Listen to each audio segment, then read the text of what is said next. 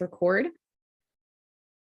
Just as a heads up, we were initially anticipating an ASL interpreter to arrive this evening, though as of right now, it looks like they are not present in the Zoom meeting, as most of you, all of you are aware. So if you are the ASL interpreter and you are present in this meeting, please send me a direct message ASAP so that I can go ahead and spotlight you as I do my introduction and as Zena and Hil speak. So, and then I'll make another announcement for that as people trickle in after I am done with my introduction. But for now, we do have live transcripts for accessibility. And Zena and Hil said that we will have retroactive ASL interpretation available after this meeting has ended and the recording is passed over to them.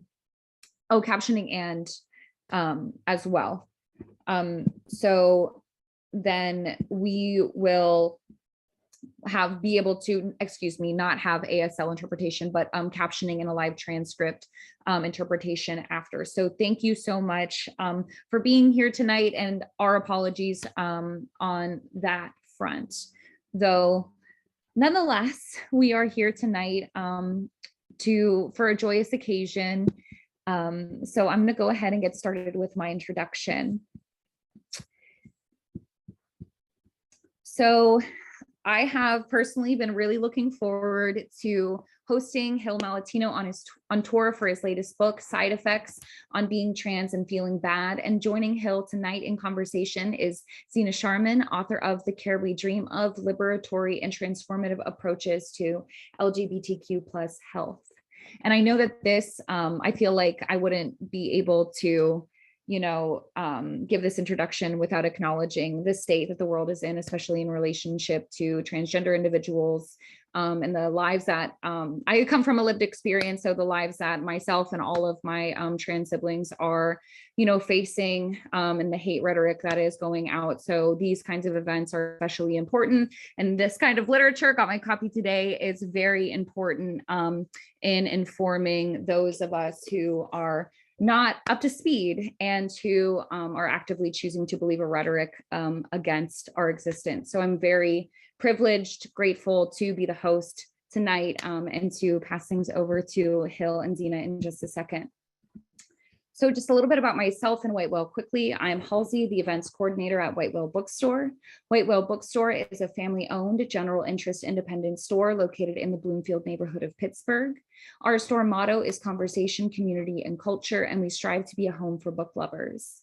Our events programming features local, national, and international writers and translators reading, discussing, and celebrating literature of all genres and for all ages. A few events coming up that we think you might be interested in.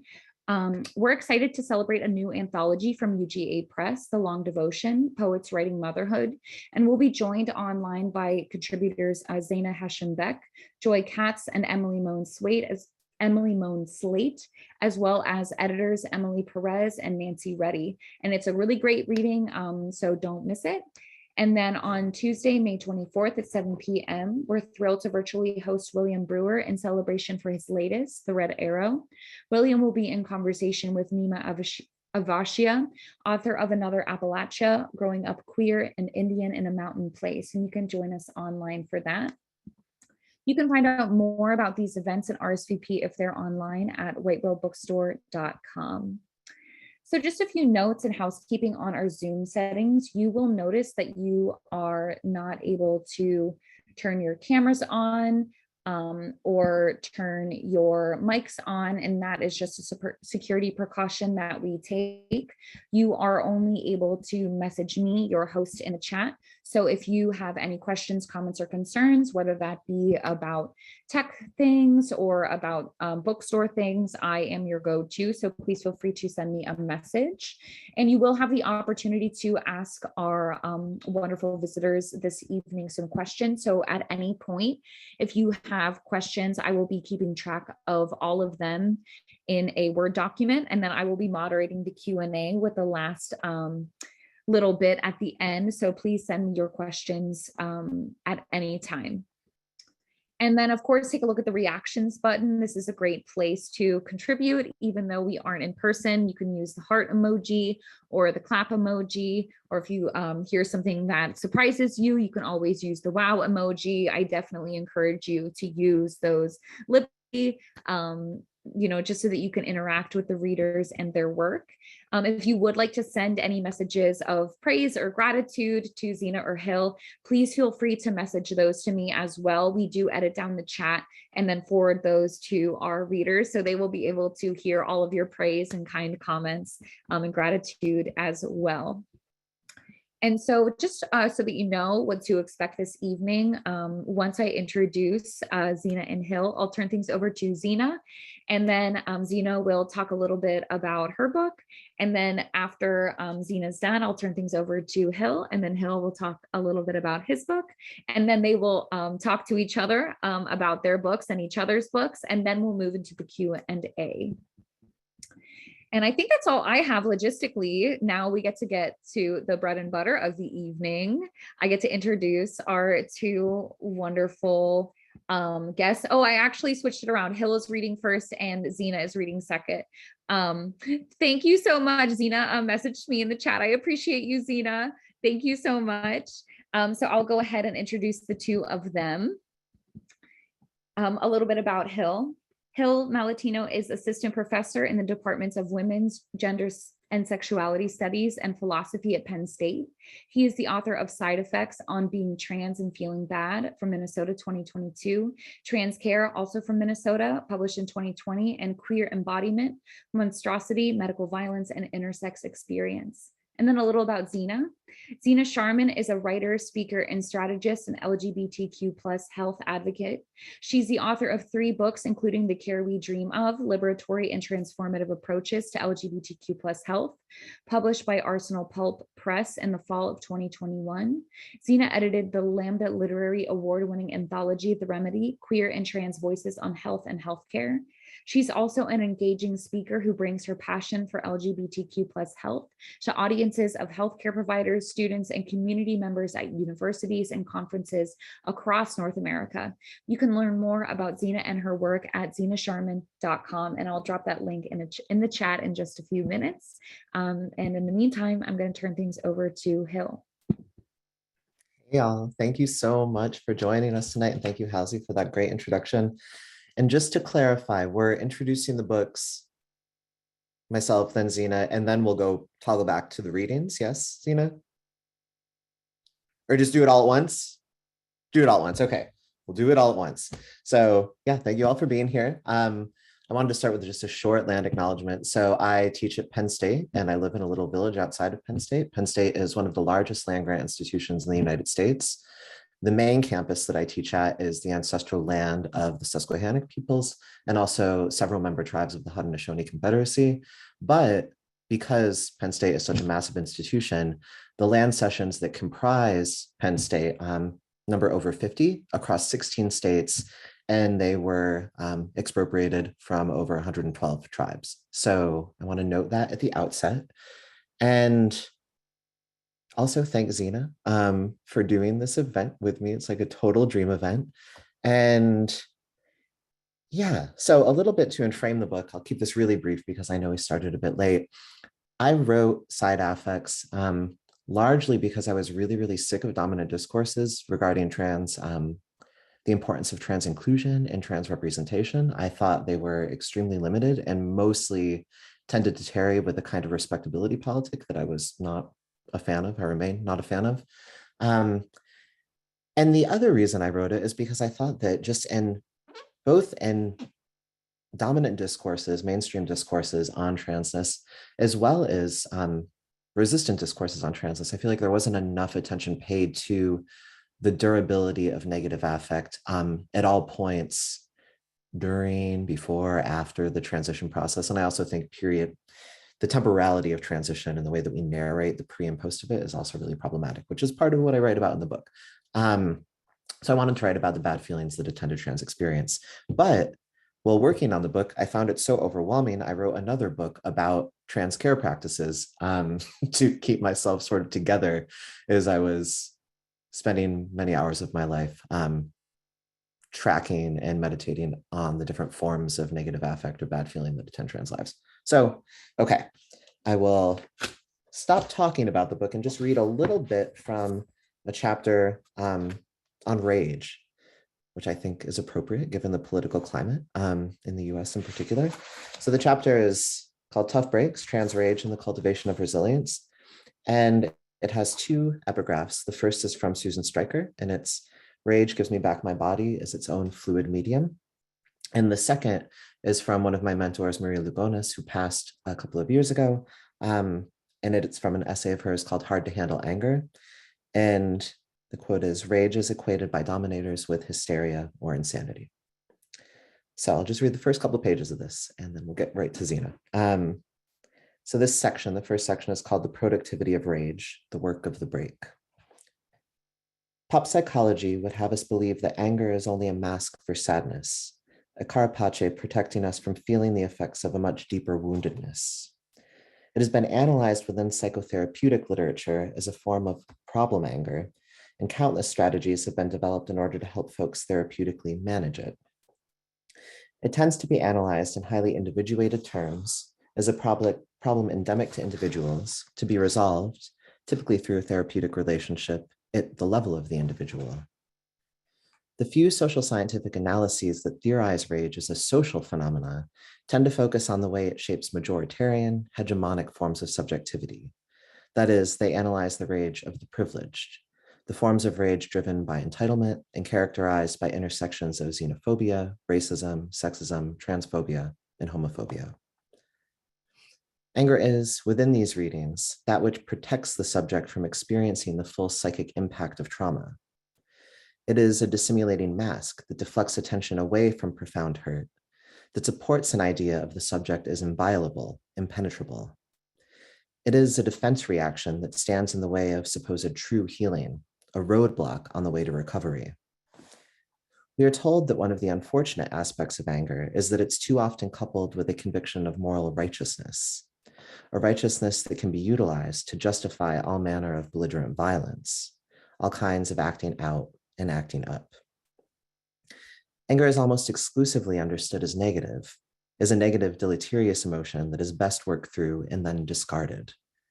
The possible resurgence of anger must be guarded against. If it does reemerge, it should be prevented, contained, we're told.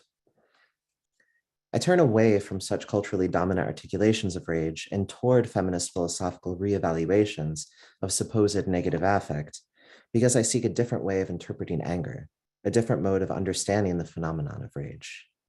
I think, contra popular understandings of the effects of rage, that it offers a critical resource for minoritized subjects. Engaging the work of women of color feminist theorists and trans scholars, activists, and artists, this chapter examines how rage is key to the survival of minoritized subjects. It is an energy that propels us toward more possible futures, an energy that encourages us to break those relationships that do not sustain us, that do not support our flourishing. In other words, I explore how rage is transformative and world building, not merely a negative affective force that compromises flourishing and impedes the cultivation of resilience. Thanks. So before Zena starts, again, really fast, I just want to reiterate how totally excited I am to be sharing this event with her. And also say that from the moment that I began working on, I think, my first book, Queer Embodiment, I was accompanied by her work, specifically the book, The Remedy, which completely recalibrated what I thought might be possible in terms of queer and trans affirming healthcare. And yeah, her thinking has just remained a constant companion of mine for almost a decade now, right? And I'm not even talking about Persistence, right? The book on Butch Femme that came out in 2011, I believe, which I'm also a huge fan of. So I'm just so stoked to hear from you and share this, and I'll zip now so we can hear from you.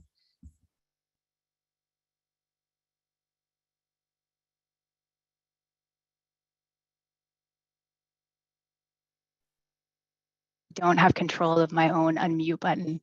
Hil Malatino, I just love you. I really do. And I'm so happy to be here. So I want to first begin just really by offering another apology for the access fail. I know that we advertised this event as having ASL and CART. There was a captioner and and interpreters booked, and something happened. They're not here. So just again, to really reaffirm our commitment to posting a captioned recording and a transcript later so folks can have some access, which I know is not the same, but just really wanting to anchor into that commitment to putting disability justice into practice. Part of that as well is I'll just offer a brief visual image description. So I am a person with peachy skin, a white person with curly silver hair, and I'm wearing a black headset and cat eye glasses and hot pink lipstick. And you can't see it, but my shirt says "Protect Trans Kids." I'm showing up to you today from the unceded territories of the Quetzin peoples, which is on the west coast of Canada. So really conscious of being a cis person, someone in a different context than many of you who I know are joining from the States, and really thinking about one part of the genocidal colonial history of the lands that many of us are on, which is that white supremacy and settler colonialism included the violent imposition of the gender binary on so many Indigenous children, as well as murdering and harming them, and that we need to really think about the deep interconnectedness of all of these struggles. So honoring where I'm showing up from in all its complexities and in all of my limitations, and really grateful to be here to celebrate Hil's work. Hil, your work is such a companion of mine, and I think with your work, and you offer me different vocabularies of feeling, truly the only definition of resilience that I like. All the other ones kind of make me a bit mad, and yeah, I just really feel like I was so closely traveling with your work through the creation of the Care We Dream Of. So it feels really alive and present for me and continues to be. And with that, I'm going to read from an essay, actually, Hil, that you read the very, very first iteration of. It shapeshifted a lot, but it's a piece from the Care We Dream Of, which is a book that combines a number of long essays by me with really amazing interviews and contributions from 15 other queer and trans folks from across North America, imagining what liberatory and transformative healthcare might look like. So it's very much an act of radical dreaming. So this essay is called Queer Alchemy: Perverting the Health System, Fighting to Win. And you'll hear me talk about a mirror in the beginning of this essay, and it references a gold mirror that was made by the artist Lex Nonscripta that has lived in my bedroom for years. And it has a line from the Queer Nation manifesto on it. It says, "Every time we fuck, we win." My LGBTQ plus health work is motivated by a desire to keep queer and trans people alive in the face of conditions that harm or kill us. I, too, am driven by love, grief, and rage. Still, I sometimes fear I've been lulled into complacency. I notice where I've let the comfort of people who hold power in institutions like universities, medical schools, or hospitals diminish the force of my demands and my condemnations. Some part of me believed if I asked nicely and didn't ask for more than they could give without ceding power, control, or resources, they would care enough to keep us alive. How often was I wrong? At what cost to my community? Many of us who work in the field of queer and trans health are also members of the LGBTQ plus community. We live and work in contexts that try to force us to conform and hide the parts of ourselves deemed too unruly, too abnormal, too pathological, too perverted. This conformity becomes both a survival strategy and a means of gaining access to the systems and institutions we are trying to change. Yet, as Elisa Bieria wrote on behalf of radical anti-violence organization, Communities Against Rape and Abuse, the dissonance of maintaining a real identity and a disguised one creates significant amounts of stress and consumes considerable amounts of precious time and resources that should be spent organizing. Assimilate is a verb. It suggests an active process. Action takes energy. I am learning to remember that pervert is a verb too. Its origins are in Old French and Latin words meaning to undo, destroy, and subvert, to turn, transform, be changed. To pervert something is to alter its course, meaning, or state, to distort or corrupt what was originally intended. It's often used in the negative, quote unquote, to pervert the course of justice. But if the system you are trying to change is fundamentally rooted in oppression, should it not be perverted? Disabled Puerto Rican Jewish writer and activist Aurora Levins Morales writes, "It's worth discovering who your political ancestors are, tracing your genealogies of empowerment. Today, when I look into that small gold mirror on my altar, I see my face reflected back to me, and it reminds me who I am, where I come from, and who I'm accountable to. I feel a kinship with the generations of queer and trans ancestors who loved, fucked, and fought their way toward more liberated futures. I make a practice of thanking those ancestors. I promise to live and work in ways that will offer similar gifts to our descendants. I promise to pervert the system. No coincidence that queer perverts taught me how to take a punch and how to throw one, how to achieve deep and precise impact without inadvertently damaging the delicate, breakable places you want to avoid. And the truth is, I want to pummel the systems and institutions killing the queer and trans people I love. I want to punch them into an entirely different shape or make them disappear altogether so we can grow something new in their place. I want to pervert these systems and institutions to let forth with the full force of the love, grief, and rage that propel me in this work. I want to stop pulling my punches."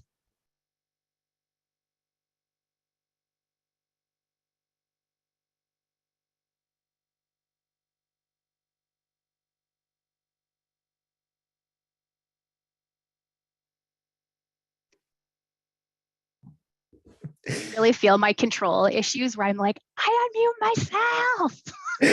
Yeah, so for folks in the audience, the lag that Zena and I are having is just about the security settings and whether or not we're able to unmute ourselves. So we're not. So that's why it was a little slow. I love that section so much, Zena. That's one of my favorite moments of The Care We Dream Of. Thank you. And I'm wondering, I was like, we should start with perversion. Let's start with perversion. But Great. I know because we've talked about it before in a meeting just that you and I had a little while ago, that you're thinking about critiques of normative familial arrangements, but you're also thinking about what you call in The Care We Dream Of, family as a technology of survival as well. So I'm wondering, maybe it's a big question, but how you're thinking about pervert as a verb in relationship to the family these days. Yeah, I mean, I feel like that is a complex and layered question for a number of reasons, right? Like, I mean, part of it's certainly around obviously the terrifying and violent rhetorics that are being applied to queer and trans parents and families, you know, like I'm thinking of the groomer language and things like that, and the very real fear that many parents I know feel.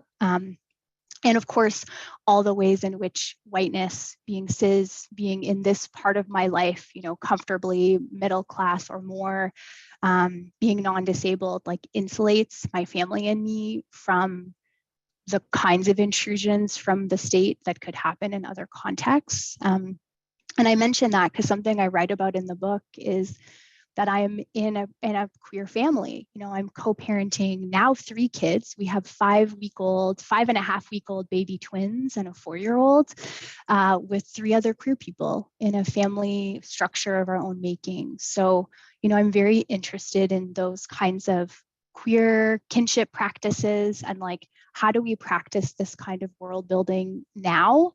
I'm also taking a short course in family abolition right now, so have been reading deeply about family abolition in the mornings while my family sleeps. So that has been, I think, a fascinating juxtaposition, and I'm still inside that space of thinking.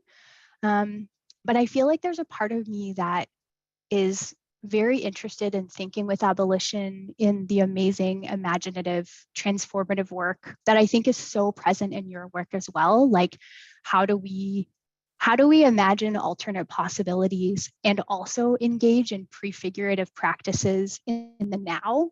Because I also think, as I know you do, about the pragmatic realities of care work, like the complexities of care work, the intensity of care work, and that there is so much care to be given and to be received.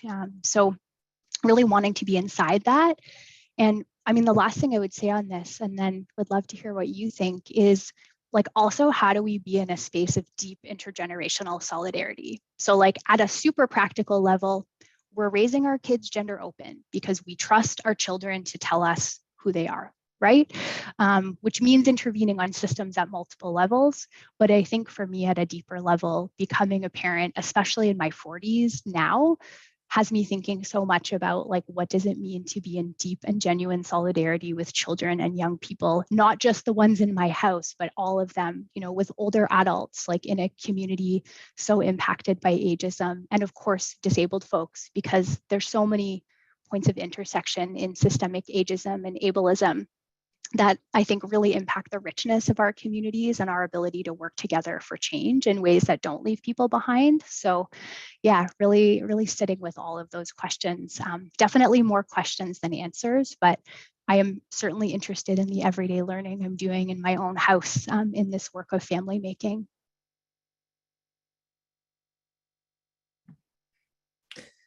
Yeah, I mean, I think about this stuff all the time, and I actually wanted to run what I'm about to talk about through how you address aging and dying in the care we dream of. As you know, you and several other thinkers are talking about what it means to get old, and to want to get old as a queer person, as a trans person.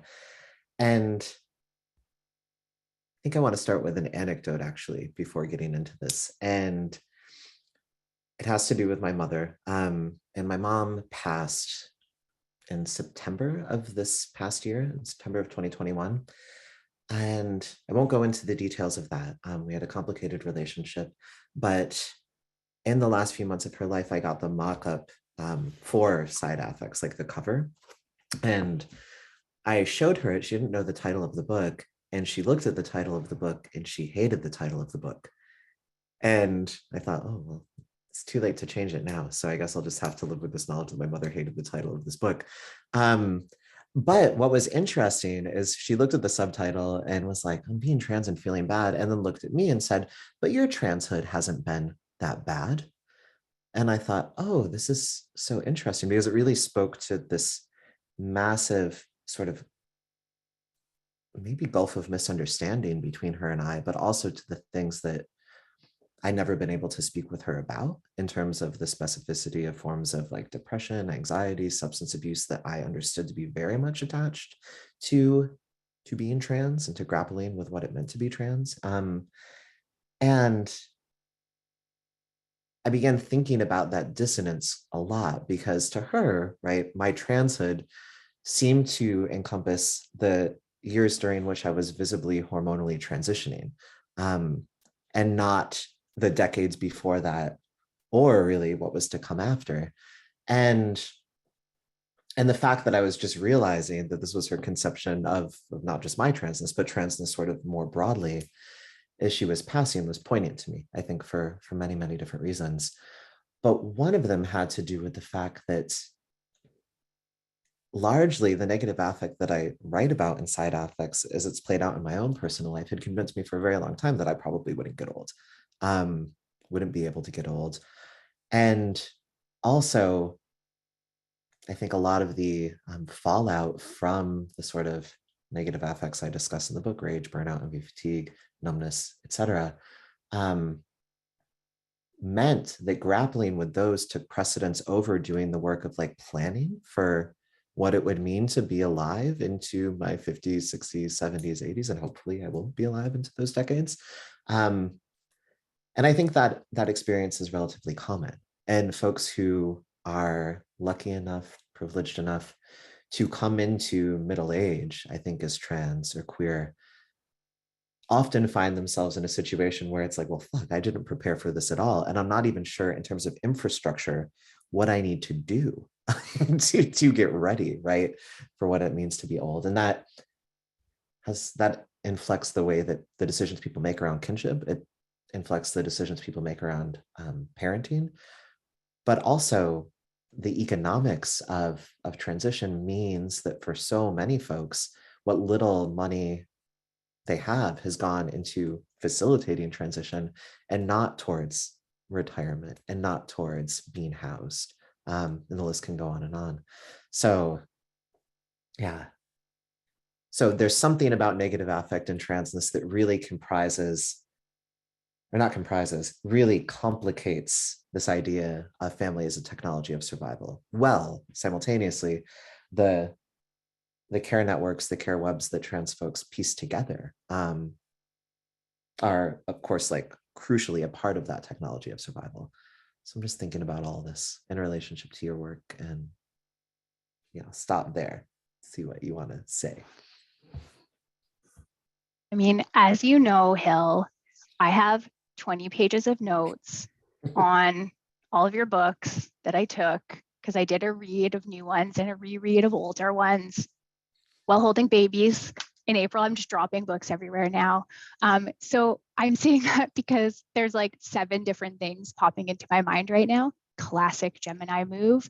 And one of the things I want to offer back to you in a way that I hope will feel good and not weird are your own words, which is there's a question you ask in Side Affects where you say, how can we think futurity without acquiescing to the narrative lures of optimism, salvation, rebirth, redemption?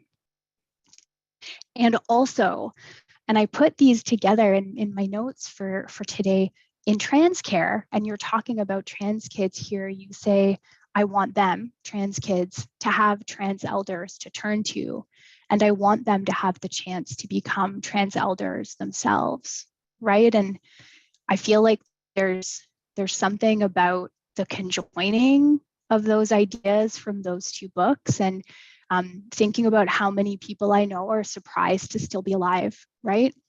And, I think in different ways, you and I work with negative affect, tarrying with the negative as you talk about in this book, because for me, it feels like actually a really rich and vital place to be. It feels like a crucible, in terms of a place where transformation can happen. I also am definitely the friend that is like, hey, do you have your healthcare proxy paper organized? Do you have a will? They're not just for rich people. What do you want to happen to your body when you die? How are we going to take care of each other when we get old? And some of that for me, I feel like is that femme ethic of care. Some of it, like you, I lost my mom as a younger person. She died in 2014 at 66. So I'm 7 years out from losing her. And I was her caregiver, at distance, but like the only child of a single mother. And that was an incredibly challenging, transformative, powerful experience that I was like just in the aftermath of when I put together The Remedy. Like that book, I created it like in the 2 years after she died. And The Care We Dream Of is like me years later, having done an immense amount of grief work, and really being in a different stage, being a parent, which I never imagined I would be until I came into the particular family formation that I'm in. So yeah, just to offer, like, I think there is something about what you're doing in Side Affects, and something I find really compelling about like the feelings and states that we are somehow not supposed to think and talk about, some of which is because they've been rendered unimaginable. And then some of it is the like, if you say it out loud, it's going to happen. Like if you ask someone if they're feeling suicidal, they're going to die by suicide, right? Which is like actually the opposite of what is real, right? Like how do we destigmatize these conversations? Which I mentioned specifically because I know that there's specific discussion of that in The Care We Dream Of, also in a really kind of practical sort of way. But I'm also thinking about something you write about in Trans Care and also in Side Affects. And I wonder if you could talk about this and maybe explain the concept, which is one I've needed to kind of sit with to feel like I really understand, which is this idea of an infra-political ethics of care. And it's this infra-politics thing that's kind of been hard for my brain to wrap around. But then when you explain it in writing, I feel like I really get what it looks like in practice. So if you could bring that concept to life for folks as you see it in trans communities, I feel like it's also really relevant in this moment. Yeah, absolutely. So the like scholar part of my brain wants to really make sure that I give this citation. So the concept of infrapolitics comes from the work of James C. Scott, and specifically a book of his called Domination and the Arts of Resistance. And he coined the term to think about how so much of the work, you could think of it as care labor, right? But I think it encompasses other forms of labor as well, that supports the possibilities of what we understand as legible political resistance is work that hasn't historically properly counted as political. So he coins the term infrapolitical to think about all of, in some ways, like all of the shit work, all of the checking in with folks that make something like a strike action possible. And for me, thinking about the infrapolitical really has to do with what multiply marginalized communities do when they're not engaging in public facing resistance work, when they're not planning street protests, when they're not planning strikes. So a lot of that work really is care work. So the infrapolitical is, for me, I think, a space wherein mutual aid and care labor happens amongst marginalized folks. And it's work that is absolutely necessary for any kind of more intense resistance to happen. So another way of putting it, not immediately citing James C. Scott, is just to think that infrapolitics is what happens when folks are hanging out and learning each other and becoming intimate with one another, not necessarily sexually or erotically, but that too. And it's the work of social reproduction. It's the work that, you know, keeps us alive. And to understand that work is not just an adjunct to political resistance, but is the stuff out of which political resistance is made, is the reason why I find that concept so useful. Yeah.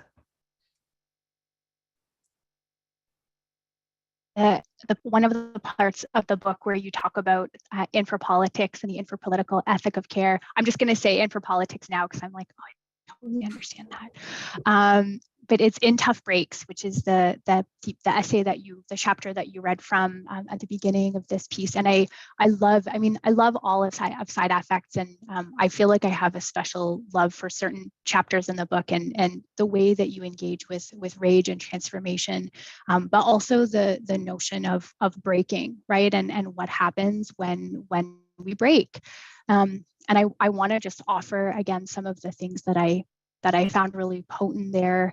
And something I've been sitting with as well is like, where do trans care and the kinds of care work that circulate in queer and trans communities, like where do they really come together with disability justice? Of course, you know, thinking about really important works like Care Work, Dreaming Disability Justice by Leah Lakshmi Piepzna Samar Sinha, who also has a new book coming out this fall, a follow-up called The Future is Disabled. But there's this passage in the book where you talk about basically like what happens when people break. And you write, we associate instability with breaks precisely because of the radical differential of possible aftermaths, precisely because of these high stakes. Breaks scare us and others for that reason, but our survival is radically dependent on these others.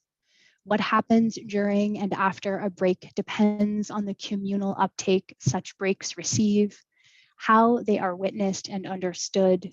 If one breaks, if one keeps breaking and is met only with criticism, pathology, censure, isolation, or institutionalization, the specter of suicide looms larger and larger.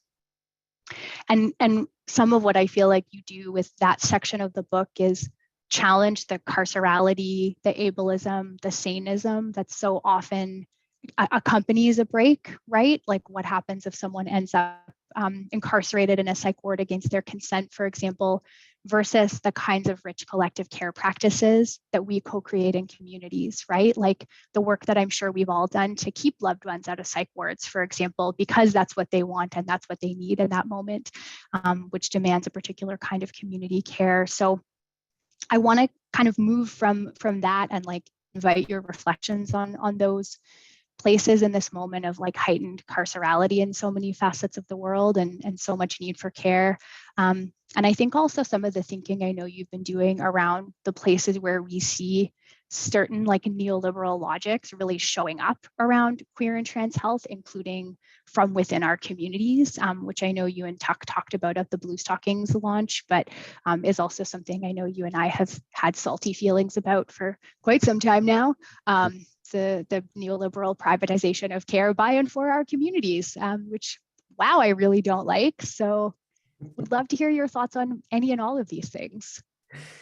Yeah. I mean, what you totally nailed it when you framed the thinking about breaks in relationship to practices of keeping folks from being institutionalized because they did not want to be institutionalized. And I think that there's a really intricate skill set that comes from doing that work. And some of us do it over and over again. So I want to sort of say thank you for just connecting those dots in a way that I don't think is explicit in the text. And also, I mean, okay, how do I want to get into this? I feel like thinking critically about carcerality in relationship to the health system means that we have to think about collective care, which of course, right, is all about what you do is all about doing that. But also it necessitates thinking about what happens to us when we're engaged in that kind of collective care work over years and over decades. And also when we need that kind of care work ourselves. So the reciprocity of these forms of collective care in relationship to keeping folks out of carceral systems, keeping folks because they're safer outside of those systems. So there's something about what you're pointing to in the chapter on rage and on breaking that immediately links to everything I've written about burnout too. And I want to kind of highlight that connection because I think burnout is one of the prime sites that like the ascendancy of neoliberal wellness culture has targeted and consistently offers up these deeply individualized modes of supposedly addressing burnout that actually don't ever effectively address burnout, because what could address burnout is massive structural change. Working less, right? Having more resources to take care of ourselves and loved ones, both energetically, financially, right, and time-wise. And yeah, what am I trying to say? I'm mindful of time. So part of me is like looking at Halsey and thinking, okay, it's 7:52 and I want to hear from folks in the chat. So maybe let me stop with just that bridge between breaking and burnout and the where that happens when people do collective care labor over long periods of time, over long durations. So I am going to just start going through some questions in the chat. Right now we have 3 questions, just so you can have expectations for what's about to happen. This is actually going off of what you just talked about, so maybe you will have the opportunity to continue fleshing your thoughts out there.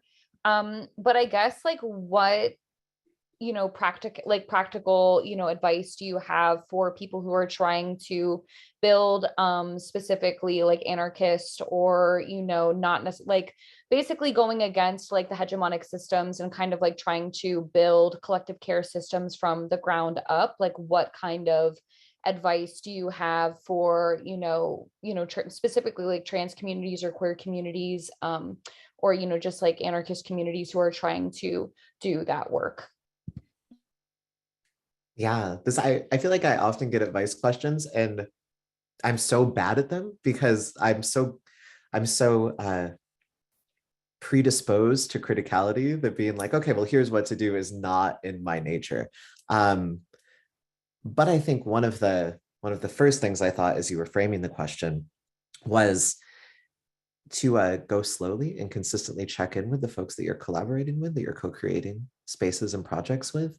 And also on the other side of that, right, to let things die when they need to die, when they've run their course.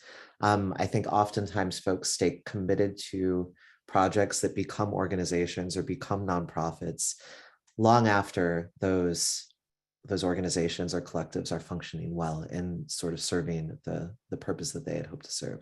So go slow and think about infrastructure carefully, and don't institutionalize if you don't need to. Like, stay flexible and responsive. And then also, I mean, of course, if you haven't read it, right, read Dean Spade's work on mutual aid, and read as much other literature on the origins of that concept, the practice of that concept, as it plays out in radical queer and trans collective spaces as you can, right, to learn lessons there. So, but Zena's probably better with these questions, honestly, because Zena's so much more pragmatic than I am. I mean, I agree with everything you said. And I mean, I would say maybe just a couple of other kind of adjacent concrete suggestions, like on the Dean Spade piece specifically. I can't quickly pull up the videos, but I can find them and share them on Twitter, which is probably the easiest way I can sort of publicly do that. Dean, I know, also did a series with the Barnard Center for Research on Women, which was a mutual aid capacity building workshop series. And so my understanding, and I'll double check this, is that the video should be available online, I think captioned and with ASL, but it actually goes through specific kind of skills and tools that mutual aid groups would potentially want to be looking at in terms of that kind of practical skill building work. I also just left the board of a small, trans-centered nonprofit in the city where I had been living for 20 years, which was a community-created health center for trans and gender diverse folks. You know, that was particularly created at a time when there was much less access to trans healthcare, and especially by community for community, well before informed consent. Hormone prescription, for example, was the norm. And it was really interesting to be part of that small organization, which was run collectively and has been now for a decade, and all of the kind of shape-shifting that it's done over the years. And I would say was a place where I kind of sat with in community with others the complexities of the nonprofit industrial complex. So the book, The Revolution Will Not Be Funded, which is an anthology created by Insight Women of Color Against Violence, is a really important critical history and look at the nonprofit industrial complex, as is Merle Beam's Gay Incorporated, which looks at that in an LGBTQ context in particular. And I say that because I think the thing with nonprofits is they originate in a charity model that was like rich white land barons trying to protect their wealth and follow through on their agendas, which included things like eugenics, right? So not really a great model that we want to keep replicating. And of course, I'm sure many of us are or know people who have been like destroyed by work in the nonprofit sector. So like just kind of holding to the complexities, as you were saying, Hil, of the institutionalization kind of piece and the nonprofitization piece. I think looking to disability justice and the work of people like Leah Lakshmi Pyapsna Samar Sinha, who looks at really practical examples in care work, is such an amazing resource. And I think just to also start small, like I went to a talk on transformative justice that Mia Mingus offered a couple of years ago, and pre-pandemic, I was in a room full of people, so it definitely has been a while now. But one of the things she talked about was like the idea of actually practicing transformative justice in our lives and intimate relationships. And so what does it look like to practice that care in our lives and intimate relationships before we feel like maybe we have to scale? And how to know what's already happening in your community. Like if you're a white person like me, you know, being conscious of not like swooping in to solve a problem when perhaps there's already really rich and robust community created solutions that already exist and need to be supported. So I think there's a lot of really generative questions to be inside of. Thank you both so much. I'm going to combine two questions together because I think that they go really well together. The first one is for Hil. This person is asking, this is part one. Knowing about side effects, what would you change about your own transition, and what would you have made your transition better, smoother, less traumatic? And I guess that is kind of within any context you want to address it in. And then the part two is, regarding aging as trans, and it being one issue that there hasn't even been the beginnings of a visible societal place for us until recently. So, in relationship with transitioning and aging, like, how do you imagine we can occupy that space and occupy ourselves over, that elongated period of time? Yeah, that's a great question. I think the two are definitely related to one another. And how I'm thinking of responding actually refers back to some of what Zena mentioned regarding intergenerationality within queer and trans communities. So when I think about like how my transition could have gone smoother, I mean, it's hard for me to answer. There are probably a million ways, right? If the medical industrial system were a little bit better equipped to deal with trans folks, if it had been the system in the states that we encounter now, if you're in metropolitan areas where there are at least a handful of folks that operate with an informed consent model, that would have been great when I was a teenager. That would have been great when I was in my 20s, but that was not the case in the 90s and early 2000s. At least not for folks who weren't like in New York City or in San Francisco or in LA. And even there it was spotty and tendentious often. So, but what this has to do with intergenerationality, I was very, very close with some older radical dykes when I was young. And I had like several significant mentors that were like, working class butch dykes in their 40s and 50s when I was a teenager, when I was in my early 20s. And as I moved through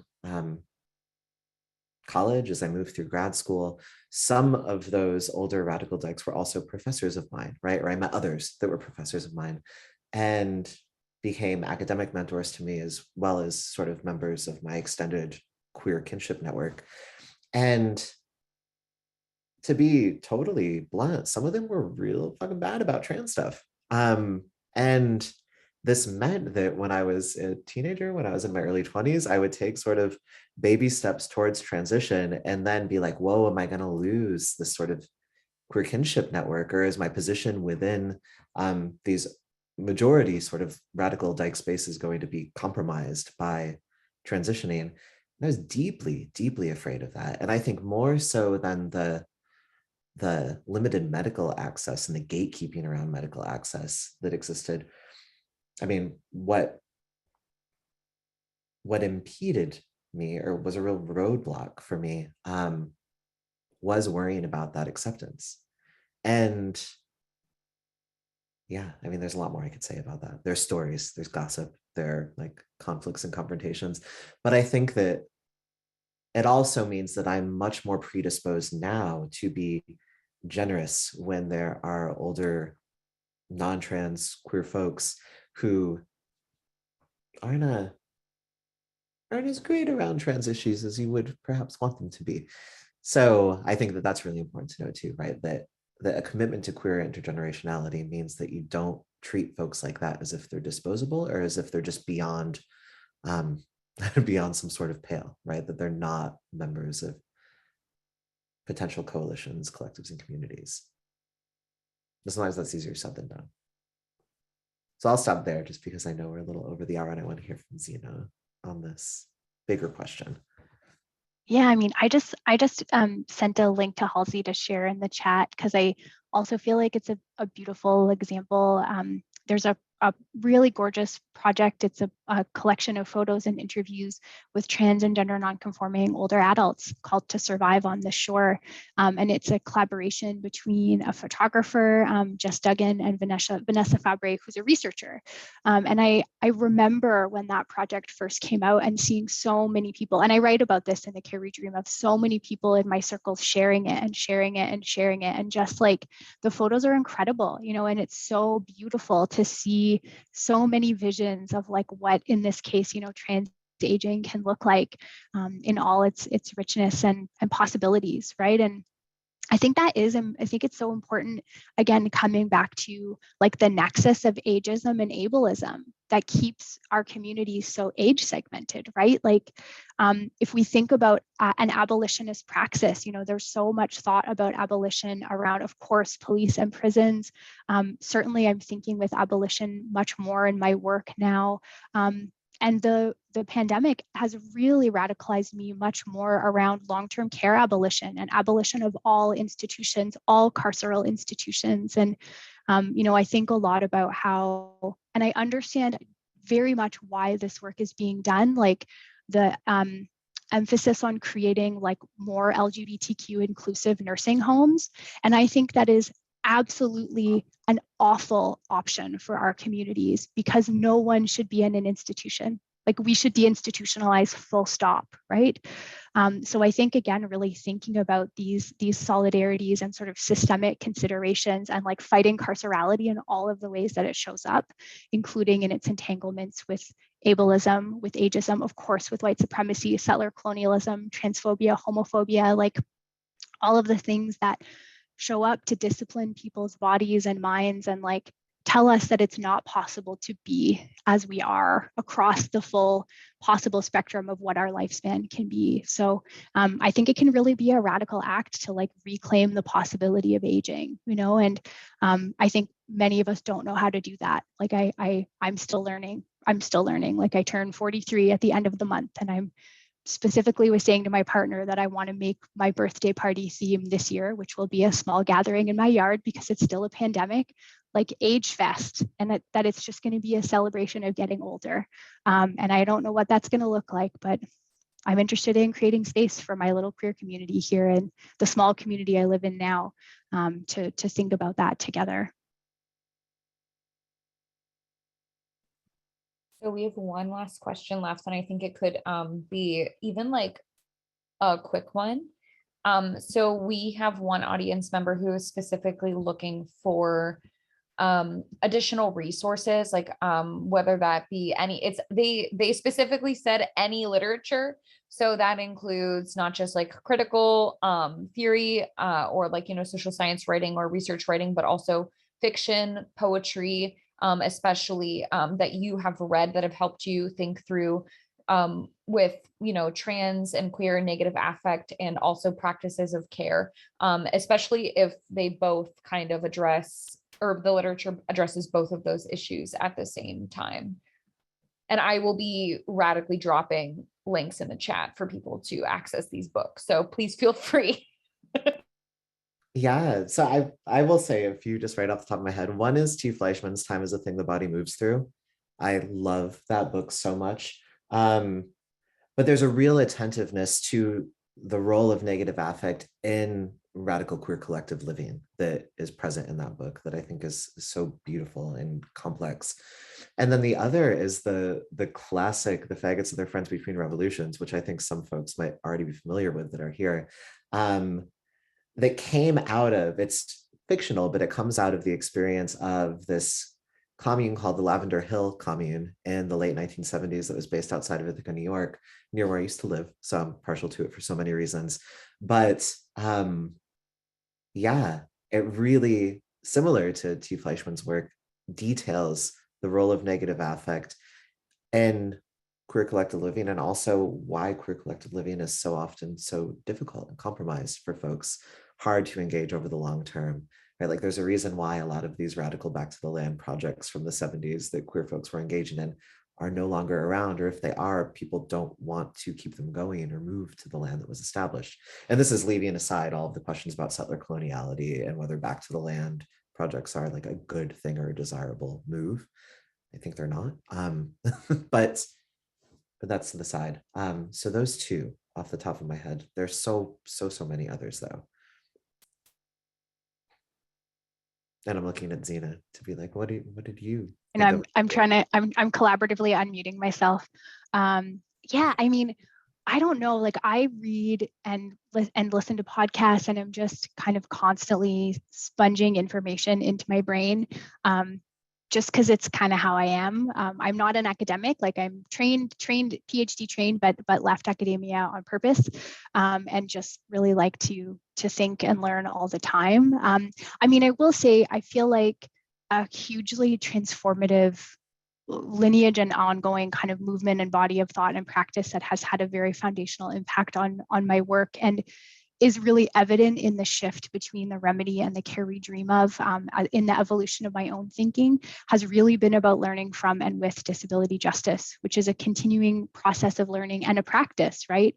And it's very much a lineage grounded in, cutie BIPOC, like queer and trans, Black, Indigenous, and people of color, disabled communities and lineages, people like Patty Byrne, people like Leroy Moore, Sins Invalid on the East Coast of the US, West Coast of the US, sorry, I've just mixed up geography, Oakland, just downstairs from here. I am also on the West Coast. But yeah, I mean, I would say like things like the Sins Invalid Disability Justice Primer, books like Aurora Levins Morales, Kindling, Writings on the Body, Eli Clare's Brilliant Imperfection, Grappling with Cure is a really important book for me. Care Work, Dreaming Disability Justice, which I've mentioned a couple times. And Shada Kafai has a beautiful recent book called Crip Kinship, which is all about Sins Invalid. And I feel like what those offered me was something really similar to, in some ways, what learning more about police and prison industrial complex abolition has done for me, which has enabled me to think so differently about what's possible for solidarities, for systemic transformation, like for the kind of world building that is necessary. And really coming back to a line that I have learned from Sins Invalid, which is we move together with no body or mind left behind, right? And really thinking about what would it mean to actually build our movements and our care practices around that kind of a commitment and to put that into action. I want to add one more recommendation really quick because it was so formative for me. And that's Anne Spekkovich's book, Depression, A Public Feeling, which is behind side affects entirely, because in that book, she reconceives of depression as fundamentally a collective political phenomenon. So it was like a total game changer.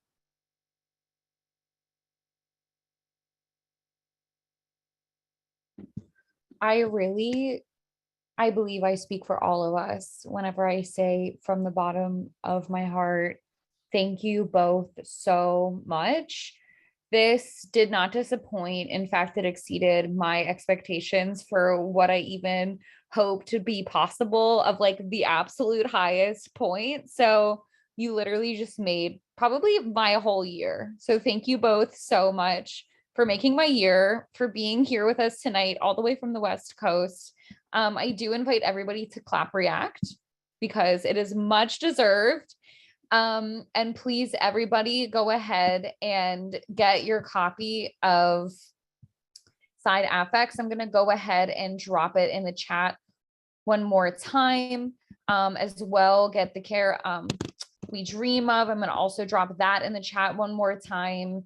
Zena and Hil are definitely some writers who are contributing to a long-standing lineage that I think all of us in this Zoom chat care very deeply about. And I'm just very grateful for your scholarship in these ways. So thank you so much.